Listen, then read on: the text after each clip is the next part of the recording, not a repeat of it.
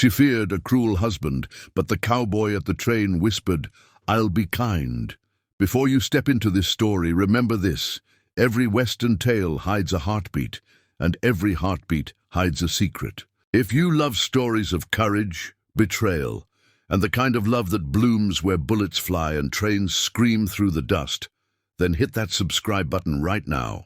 Because what you're about to hear is no ordinary tale. It's the kind that will grip you by the throat and refuse to let go.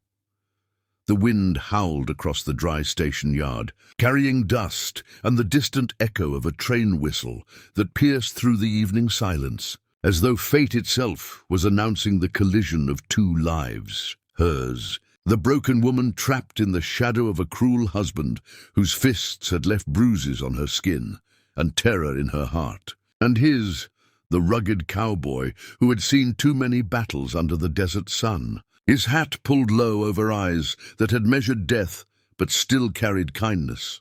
She sat trembling on the wooden bench, her navy blue dress clinging to her body like a second skin, tears slipping silently down her face. And when the crowd scattered with the screech of iron wheels, she dared not look up until boots stopped in front of her, worn leather dusty from miles of riding. And a voice, low and steady as the earth itself, broke the cage of her fear. "I'll be kind," just 4 words. But they crashed against her heart, louder than the train behind him. Words that promised safety in a world where safety had been stolen. Words that held out a future where no man's cruelty could ever claim her again. And though her body shook and her hands stayed clenched in her lap, her eyes lifted slowly, meeting the stranger's steady gaze. And in that moment, the story truly began, not with the cruelty of the man she fled, but with the whisper of a cowboy who stood as if carved from the land itself,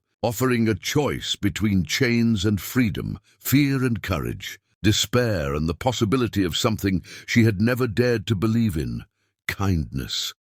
The train's iron scream faded into the distance, leaving behind only smoke and silence, and in that silence she felt her heart pounding louder than the rails, as if the whole world had narrowed down to the man standing before her, his shadow stretching over her broken frame. She wanted to run, to vanish before her husband's men came searching, yet something in the cowboy's steady posture, in the way his right hand remained gently extended, told her that running was no longer her only choice. And with trembling hesitation, she rose from the bench, clutching her scarf to hide the swelling on her neck, while the cowboy spoke again, his words quiet but firm. "You've been running too long, ma'am.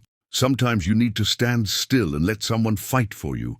And though fear gnawed at her bones, she saw in his eyes no mockery, no danger, only a kind of weary strength that belonged to men who had lost much yet still carried a fire within. Around them the station emptied, strangers vanishing into the dust, and she realized with a shiver that her husband's cruelty would not stop at fists. He had money, men, the law twisted in his palm, and if they found her here, they would drag her back into a cage worse than death. But before despair could strangle her again, the cowboy reached down, lifting one of her travel trunks as though it weighed nothing, and muttered, "Let's get you safe first. Then we'll figure the rest," and she followed. Every step heavy with dread, yet lightened by the impossible thought that maybe, just maybe, the world still held a shred of mercy. As they crossed the wooden platform, she caught the sound of distant horses and harsh voices, a group of riders dismounting with guns glinting under the fading sun, and her blood turned to ice, for they were her husband's men, the hunters sent to drag her back.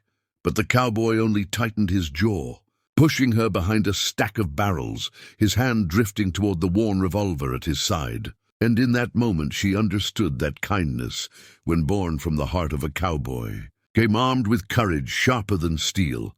The air thickened with dust as her husband's men stormed onto the platform, their boots hammering against the planks like war drums, rifles slung across their shoulders, and cruel laughter cutting through the fading sunlight. And she clutched her scarf tighter, her breath shallow, for she knew every scar on her face was a map back to the monster she had fled. But before fear could paralyze her, the cowboy stepped forward, planting himself between her and the danger, his wide-brimmed hat shadowing eyes that burned with a quiet defiance, his hand steady on the grip of his revolver. The gang spread out, circling, sneers curling as one spat on the ground and barked, "She belongs to the boss, Cowboy. Hand her over before we paint these boards with your blood." But the cowboy did not flinch, only tilted his head slightly, his voice calm as the desert wind. "I reckon she belongs to no man. Not anymore." And the words rang louder than the train's whistle had, shaking something inside her, stirring a fragile seed of hope.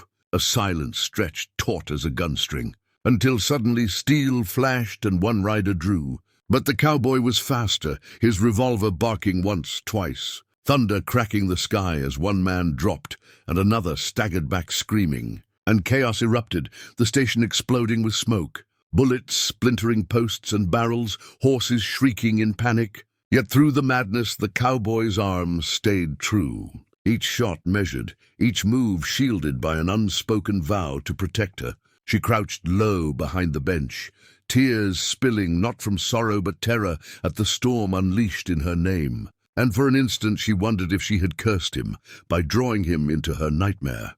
But then she saw his jaw set like iron, saw how he fought not with the fury of a killer, but with the unyielding resolve of a man who had known cruelty and sworn to never bow to it again. And when the gunfire ceased, the dust clearing to reveal bodies strewn across the platform, and the survivors retreating with curses into the gathering night, the cowboy lowered his weapon slowly, breathing hard, and turned to her, his words rasping but certain. "You ain't going back to him, not now, not ever." And as the first stars crept over the horizon, she felt something inside her shift, a fragile belief that maybe destiny had finally placed her in the path of a man who could break her chains with both kindness and fire. The night carried the scent of gunpowder and blood as the last echoes of violence faded into the desert. Yet even in the hush that followed, the woman's heart raced like the train still roaring beside them. For she knew her cruel husband would not accept defeat. He would come himself, and the weight of his shadow loomed heavy across her trembling shoulders. The cowboy, standing tall despite the smoke curling from his revolver, sensed it too, and with quiet resolve he extended his hand toward her.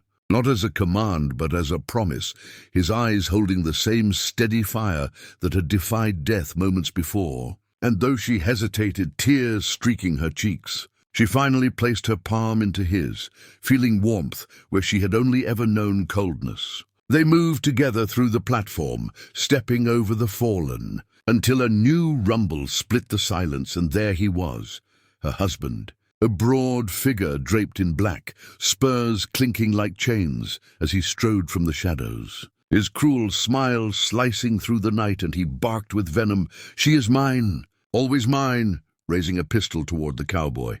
Time slowed, the stars blinking as if holding their breath, and she cried out in anguish, but the cowboy did not retreat. Instead, he squared his shoulders and said in a voice calm as iron, "Not tonight. Not ever again."